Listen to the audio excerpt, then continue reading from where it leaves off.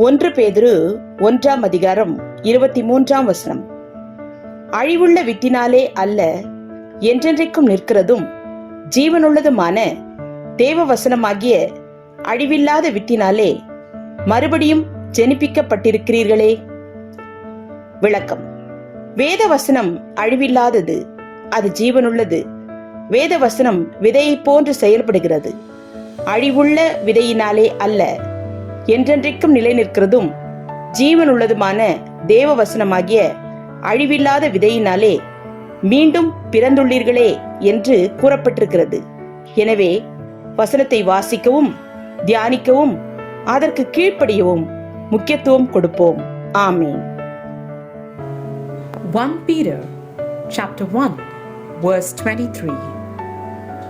You have been born again, not of perishable seed, but of imperishable, through the living and abiding word of God.